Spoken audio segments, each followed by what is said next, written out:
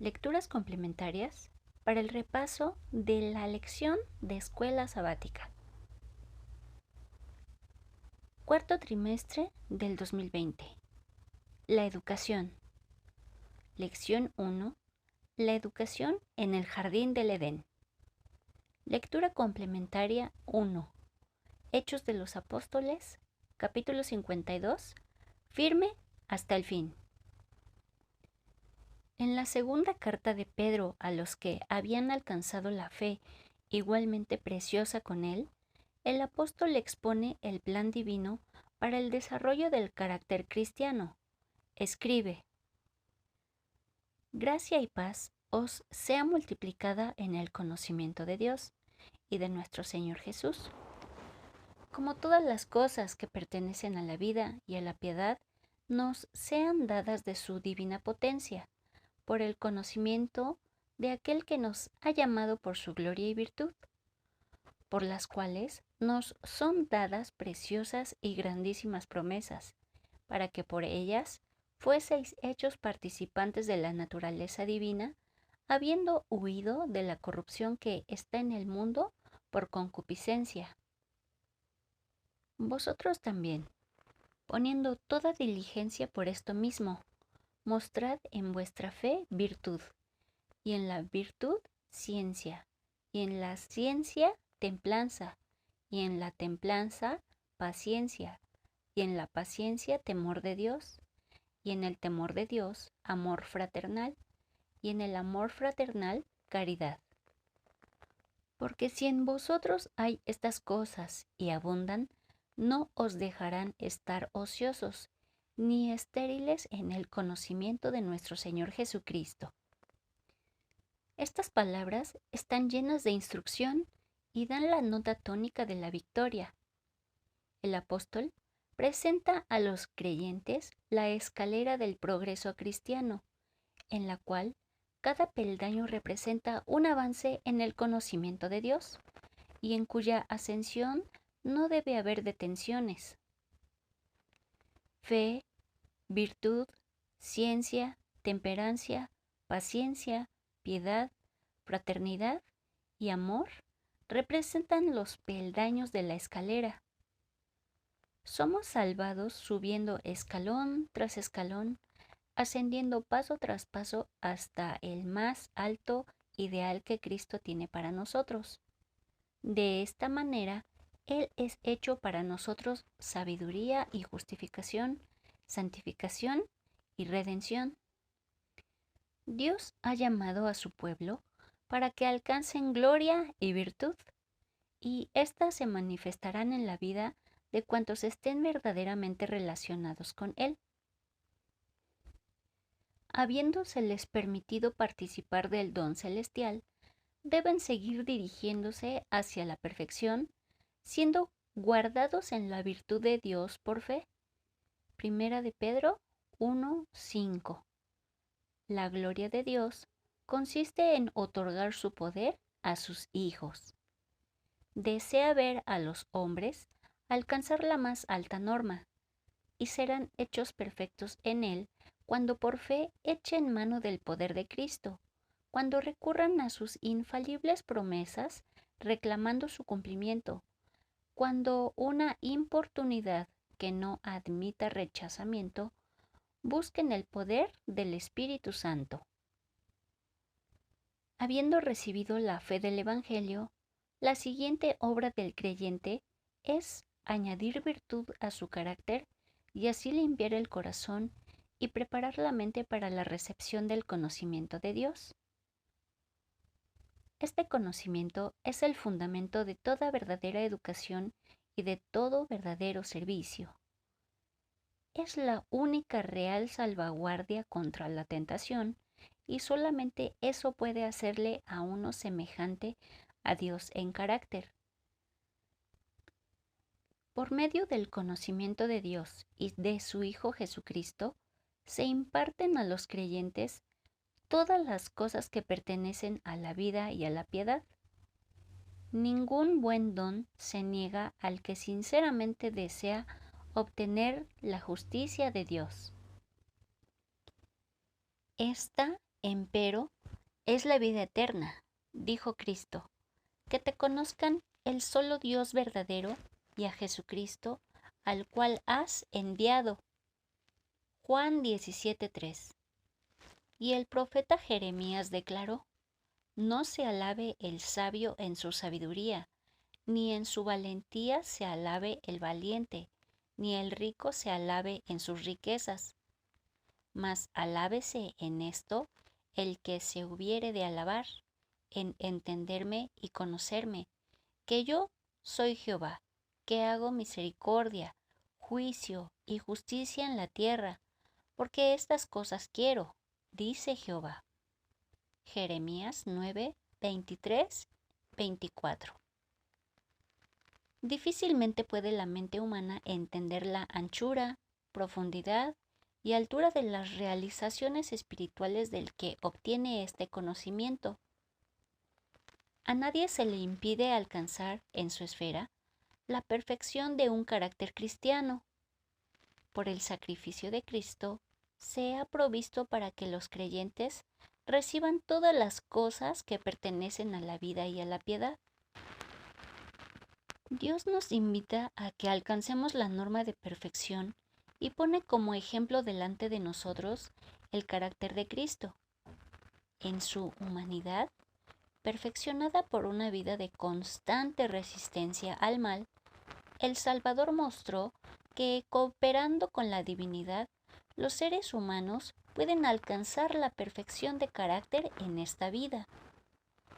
Esa es la seguridad que nos da Dios de que nosotros también podemos obtener una victoria completa. Ante los creyentes se presenta la maravillosa posibilidad de llegar a ser semejantes a Cristo, obedientes a todos los principios de la ley de Dios. Pero por sí mismo, el hombre es absolutamente incapaz de alcanzar esas condiciones. La santidad, que según la palabra de Dios debe poseer antes de poder ser salvo, es el resultado del trabajo de la gracia divina sobre el que se somete en obediencia a la disciplina y a las influencias refrenadoras del Espíritu de verdad. La obediencia del hombre puede ser hecha perfecta únicamente por el incienso de la justicia de Cristo, que llena con fragancia divina cada acto de acatamiento. La parte que le toca a cada cristiano es perseverar en la lucha por vencer cada falta. Constantemente debe orar al Salvador para que sane las dolencias de su alma enferma por el pecado. El hombre no tiene la sabiduría y la fuerza para vencer. Ellas vienen del Señor, y Él las confiere a los que en humillación y contrición buscan su ayuda. La obra de transformación de la impiedad a la santidad es continua. Día tras día, Dios obra la santificación del hombre, y éste debe cooperar con él, haciendo esfuerzos perseverantes a fin de cultivar hábitos correctos. Debe añadir gracia sobre gracia, y mientras el hombre trabaja según el plan de adición, Dios obra para él según el plan de multiplicación. Nuestro Salvador está siempre listo para oír y contestar la oración de un corazón contrito, y multiplica para los fieles su gracia y paz. Gozosamente derrama sobre ellos las bendiciones que necesitan en sus luchas contra los males que los acosan. Hay quienes intentan ascender la escalera del progreso cristiano, pero a medida que avanzan, comienzan a poner su confianza en el poder del hombre y pronto pierden de vista a Jesús, el autor y consumador de su fe. El resultado es el fracaso, la pérdida de todo lo que se había ganado. Ciertamente es triste la condición de los que, habiéndose cansado en el camino, permiten al enemigo de las almas que les arrebate las virtudes cristianas que habían desarrollado en sus corazones y en sus vidas. Mas el que no tiene estas cosas, declara el apóstol, es ciego y tiene la vista muy corta, habiendo olvidado la purificación de sus antiguos pecados. El apóstol Pedro había tenido una larga experiencia en las cosas divinas. Su fe en el poder salvador de Dios se había fortalecido con los años, hasta probar, más allá de toda duda, que no hay posibilidad de fracasar para aquel que, avanzando por fe, asciende escalón tras escalón, siempre hacia arriba y hacia adelante, hasta el último peldaño de la escalera que llega a los mismos portales del cielo. Por muchos años, Pedro había recalcado a los creyentes la necesidad de un crecimiento constante en gracia y en conocimiento de la verdad. Y ahora, sabiendo que pronto iba a ser llamado a sufrir el martirio por su fe, llamó una vez más su atención al precioso privilegio que está al alcance de cada creyente. En la completa seguridad de su fe, el anciano discípulo exhortó a sus hermanos a tener firmeza de propósito en la vida cristiana. Procurad, rogaba Pedro, tanto más de hacer firme vuestra vocación y elección, porque haciendo estas cosas no caeréis jamás, porque de esta manera os será abundantemente administrada la entrada en el reino eterno de nuestro Señor y Salvador Jesucristo. Preciosa seguridad, gloriosa es la esperanza del creyente mientras avanza por fe hacia las alturas de la perfección cristiana.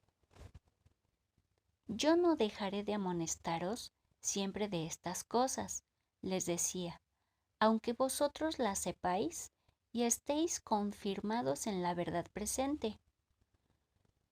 Porque tengo por justo, en tanto que estoy en este tabernáculo, de incitaros con amonestación, sabiendo que brevemente tengo que dejar mi tabernáculo, como nuestro Señor Jesucristo me ha declarado.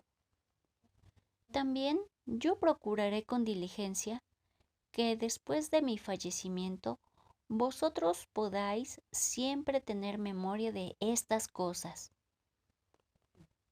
Pedro estaba bien preparado para hablar de los propósitos de Dios para con la raza humana, porque durante el ministerio terrenal de Cristo había visto y oído mucho concerniente al reino celestial. Porque no os hemos dado a conocer la potencia y la venida de nuestro Señor Jesucristo, siguiendo fábulas por artes compuestas, recordó a los creyentes, sino como habiendo con nuestros propios ojos visto su majestad, porque él había recibido de Dios Padre honra y gloria, cuando una tal voz fue a él enviada de la magnífica gloria: Este es el Hijo amado mío, en el cual yo me he agradado. Y nosotros oímos esta voz enviada del cielo, cuando estábamos juntamente con él en el Monte Santo.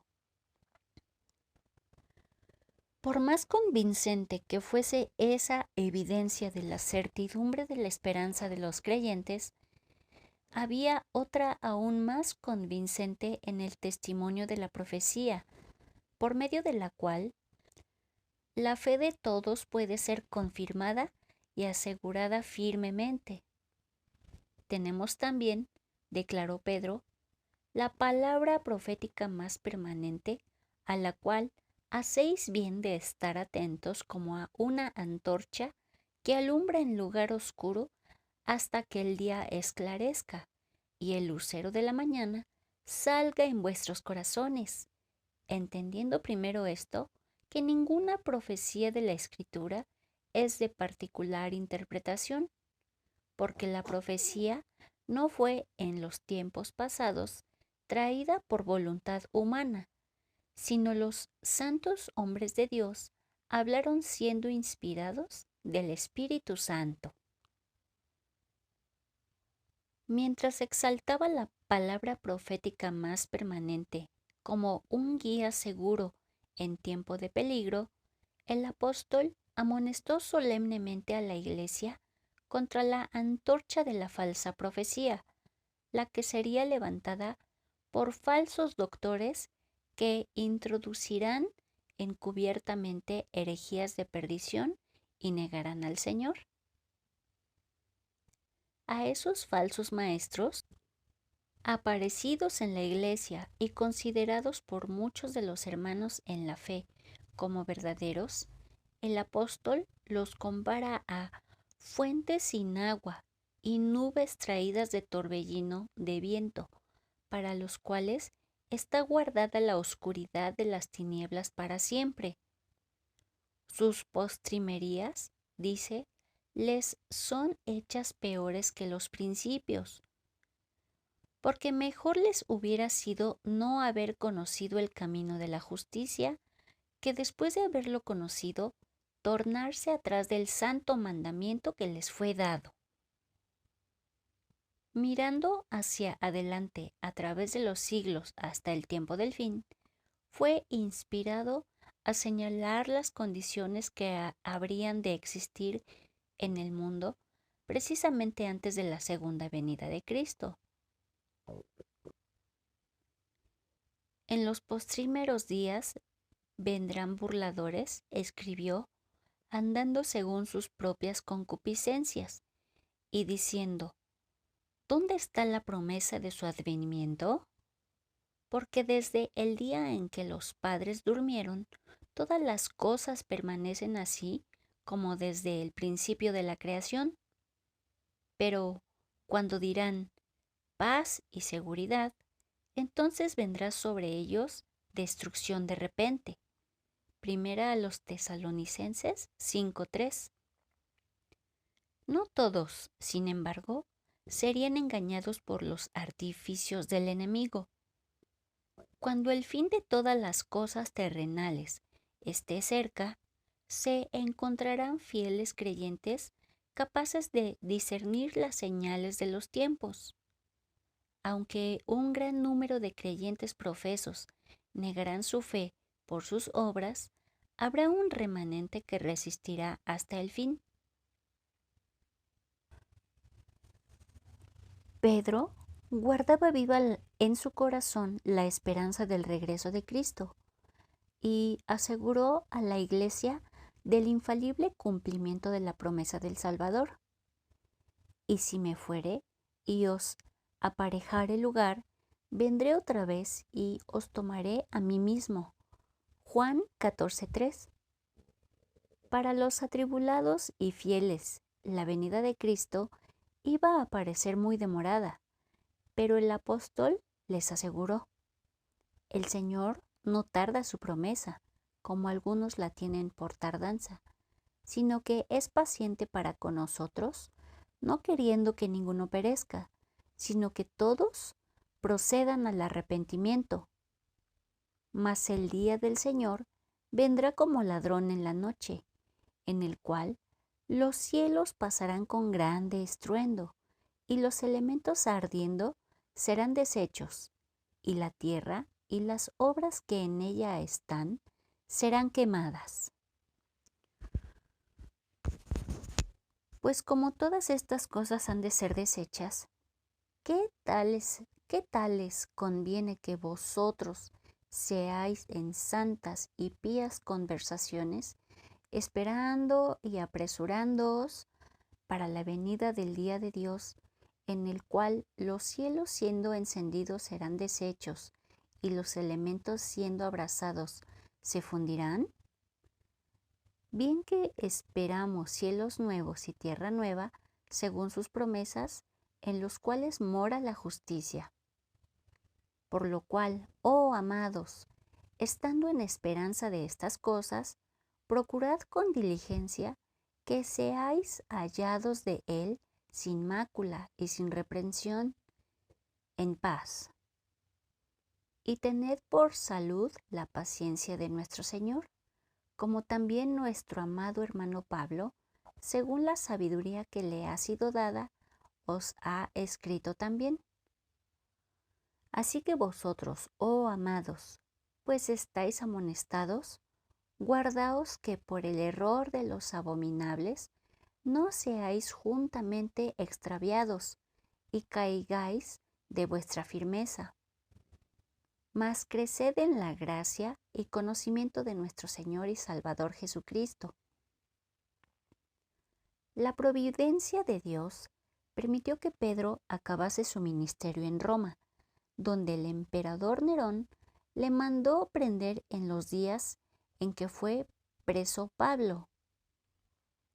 Así los dos veteranos apóstoles, durante años separados, iban a dar su postrer testimonio por Cristo en la metrópoli del mundo y derramar su sangre como semilla de una copiosa cosecha de santos y mártires. Desde su arrepentimiento por haber negado a Cristo, Pedro arrostró inflexiblemente el peligro, demostrando noble valentía en predicar al Salvador crucificado, resucitado y ascendido. Mientras yacía en el calabozo, recordaba lo que Cristo le dijo: de cierto te digo, cuando eras más mozo, te ceñías e ibas donde querías, mas cuando ya fueres viejo, extenderás tus manos, y te ceñirá otro, y te llevará a donde no quieras. Juan 21:18. De este modo dio a entender Jesús a Pedro de qué género de muerte había de morir, y profetizó la extensión de sus manos sobre la cruz. A Pedro, por ser judío y extranjero, le condenaron a recibir azotes y a ser crucificado después. En perspectivas de esa espantosa muerte, el apóstol recordó su gravísimo pecado de negar a Jesús en la hora de su prueba. Aunque una vez se había mostrado tan poco dispuesto a reconocer la cruz, tenía ahora por gozo dar su vida por el Evangelio, sintiendo tan solo que fuese demasiada honra para él morir como había muerto el Señor a quien había negado. Pedro se había arrepentido sinceramente de su pecado y Cristo le había perdonado, según lo comprueba el altísimo encargo de apacentar a las ovejas y corderos del rebaño. Pero Pedro no podía perdonarse a sí mismo, ni aun el pensamiento de las agonías de la muerte que le aguardaba era capaz de mitigar la amargura de su aflicción y arrepentimiento. Como último favor, suplicó a sus verdugos que lo crucificaran cabeza abajo. La súplica fue otorgada, y de esa manera murió el gran apóstol Pedro. Lectura número 2. Mensajes selectos tomo 1, páginas 292 y 293. Aquí la preexistencia de Cristo y el propósito de su manifestación a nuestro mundo se presentan como rayos vivientes de luz procedentes del trono eterno. Rodéate ahora de muros, hija de guerreros, nos han sitiado, con vara herirán en la mejilla al juez de Israel. Pero tú, Belén Efrata, pequeña para estar entre las familias de Judá, de ti me saldrá el que será Señor en Israel, y sus salidas son desde el principio, desde los días de la eternidad. Miqueas 5, 1 y 2. Nosotros predicamos a Cristo crucificado, declaró Pablo, para los judíos ciertamente tropezadero, y para los gentiles locura. Mas para los llamados, así judíos como griegos, Cristo, poder de Dios y sabiduría de Dios. Primera los Corintios 1, 23 y 24. Un misterio. Ciertamente es un misterio que Dios fuera así manifestado en la carne, y sin la ayuda del Espíritu Santo no podemos esperar comprender este tema. La lección más humillante que el hombre tiene que aprender es que la sabiduría humana es nada, y que es necedad el tratar de descubrir a Dios por sus propios esfuerzos. Puede esforzar sus facultades intelectuales al máximo. Puede tener lo que el mundo llama una educación superior y, sin embargo, todavía puede ser ignorante a los ojos de Dios. Los antiguos filósofos se jactaban de su sabiduría, pero ¿cuánto peso tenía ésta en la balanza de Dios? Salomón tenía gran conocimiento, pero su sabiduría era necedad, porque no sabía cómo mantenerse moralmente independiente, libre del pecado, en la fortaleza de un carácter modelado según la similitud divina. Salomón nos ha dado el resultado de su investigación, de sus penosos esfuerzos, de su perseverante búsqueda. Declara que su sabiduría es completa vanidad. El mundo no conoció a Dios por sabiduría. Su estimación del carácter divino, su imperfecto conocimiento de los atributos de Dios, no aumentaron ni expandieron su concepto mental. Su mente no se ennobleció en conformidad con la voluntad divina, sino que se sumergió en la más grasa idolatría. Profesando ser sabios, se hicieron necios y cambiaron la gloria del Dios incorruptible en semejanza de imagen de hombre corruptible, de aves, de cuadrúpedos y de reptiles.